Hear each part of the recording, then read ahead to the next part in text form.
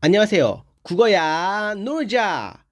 오늘은 제망매가라는 작품에 대해서 배워볼 거예요.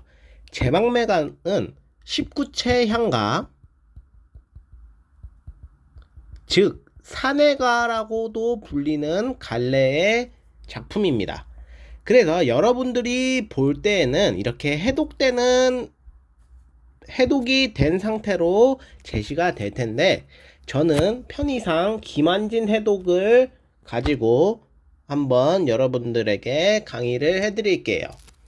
자, 먼저 한번 읽어볼게요. 생사의 길은 여기 있음에 머뭇거리고 나는 간다는 말도 못다 이르고 어찌 갑니까? 어느 가을 이른 바람에 이에 저에 떨어지는 잎같이 같은 가지에서 나고 너가 가는 곳을 모르구나. 아, 미타찰에서 만날 나.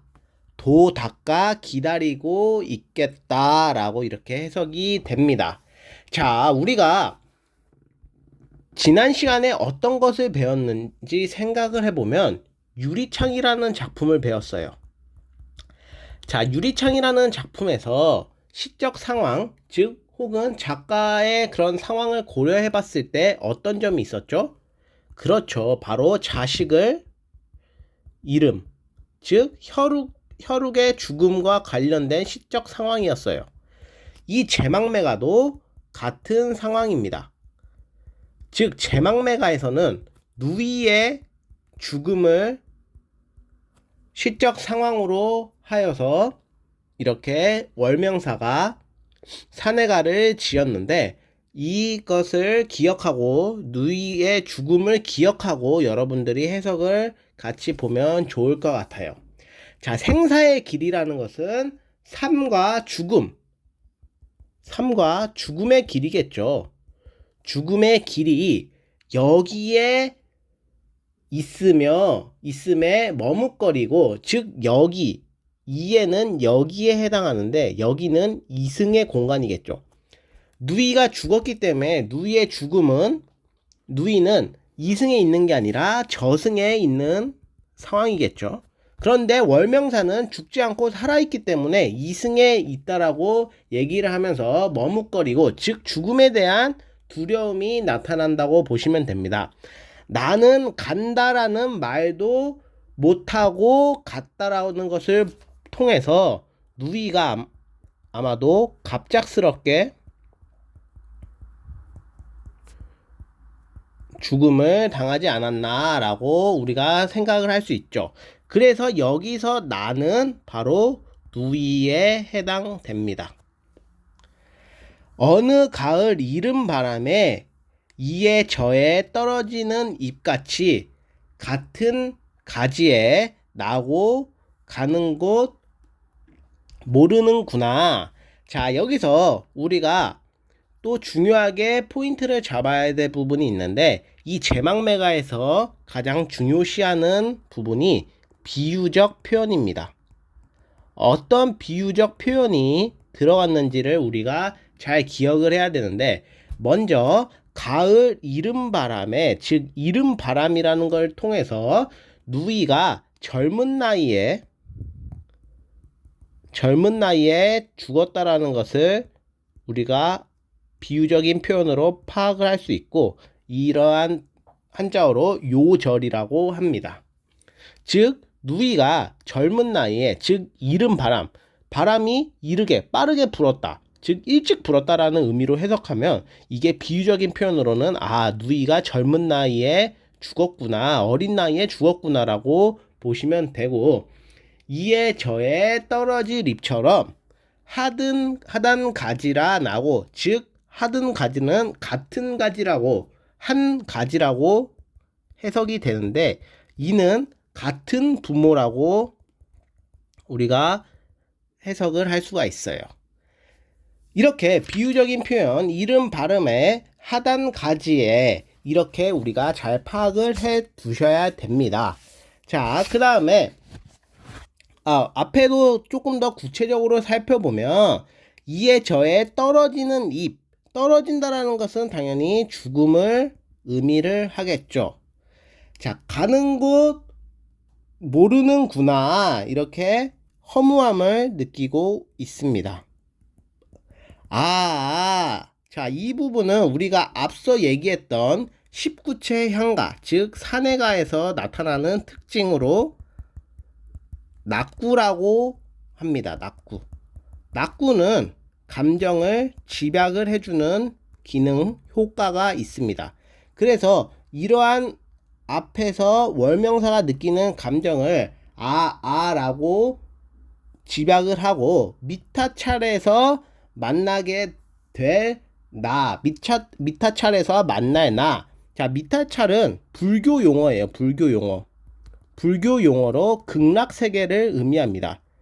그래서 다시 누이를 만나겠구나. 누이와의 재회를 소망을 하고 있습니다.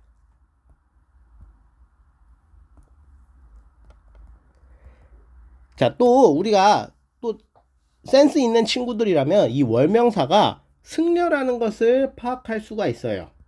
월명사가 승려이기 때문에,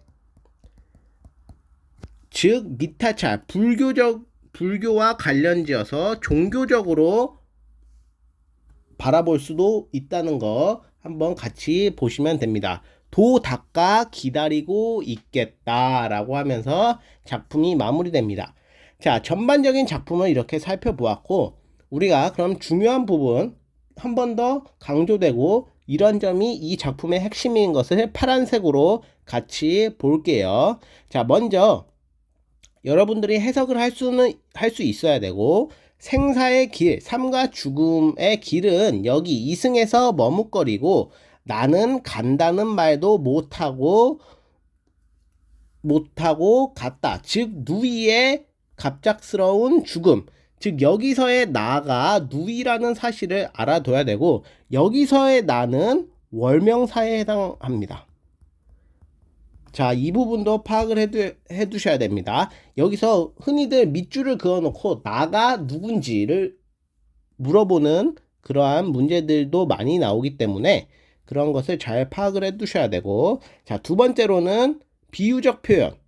즉 이른 바람에는 젊은 나이에 누이가 죽었다라는 것을 의미하고, 그 다음에 뜨러질, 이것은 떨어지는 잎과 같다고 해서 죽음, 그리고 한 가지로 같은 부모에서 났다라고 얘기를 보시면 됩니다. 자, 그 다음에 중요한 부분은 이 아와 미타찰이라는 부분인데, 아가 낙구라는 것을 기억을 해두시고, 미타찰, 즉 종교적인 성격을 지닌다. 그래서 이 부분을 어떻게 보시면 되는지, 지금 월명사가 그런 개인적인 슬픔 혹은 그 누이를 잃어서 슬픈 그러한 감정들을 종교적으로 승화하고 있다라고 보시면 됩니다. 자, 이 부분도 여러분들이 알아두셔야 됩니다. 즉 종교적으로 초극하려는 의지. 지금 월명사는 누이가 죽었기 때문에 슬픈 상황인데, 이러한 슬픔을 종교적, 즉 미타찰로 이겨내고 극복하려는 그러한 의지를 보인다라는 것을 우리가 파악을 할 수가 있습니다. 자, 그러면 우리가 시험에 나올 만한 그런 요소들을 같이 체크를 해볼게요. 이거는 초록색으로 체크를 해볼게요. 먼저 첫 번째, 이 누이 월명사 나의 의미를 파악을 해 두셔야 되고, 두 번째로는 비유적 표현, 이런 게 비유적으로 어떤 의미를 지는지 비유적인 의미를 파악을 해 두셔야 되고, 세 번째, 즉 종교적으로 슬픔을 초극하려는 의지, 승화가 드러난다는 것을 파악을 하셔야 됩니다. 이해가 되셨나요? 자, 그러면 조금 더 심화로 가볼게요. 심화. 우리가 유리창이랑 제망매가를 봤을 때 일단 공통적으로는 혈육의 죽음이라는 시적 상황이 공통적으로 나타나고 있어요. 이해가 되셨나요? 하지만 조금 차이점이 있다면 유리창에서는 아버지가 그런 슬픔을 드러내고 있지만 제망매가에서는 이러한 슬픔을 종교적으로 극복, 승화하고 있다는 점이 유리창가에서 즉 슬픔을 어떻게 대처하고 슬픔을 어떻게 느끼는지 그러한 것들이 조금 차이점으로 나타나고 있을 수 있습니다. 이러한 부분은 수능이나 내신에서 아주 내기 적절한 문제로서 여러분들이 심화적으로 이렇게 공부를 더 해 놓으시면 좋을 것 같습니다. 자, 제망매가라는 작품은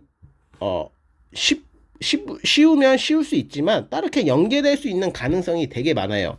우선 이렇게 시어의 의미를 찾는 문제, 1번과 같이 시어의 의미를 찾는 문제, 그 다음에 두 번째로는 비유적 표현의 의미를 찾는 문제, 그리고 세 번째로는 슬픔을 초극하려는 의지, 이러한 미탈찰, 종교적 이러한 요소들을 같이 버무려서 나타낼 수 있는 부분까지 고려해서 여러분들이 준비를 해 놓으신다면 훨씬 더 제망매가와 그 외의 작품, 연계되는 작품들을 같이 볼 수가 있을 것 같아요.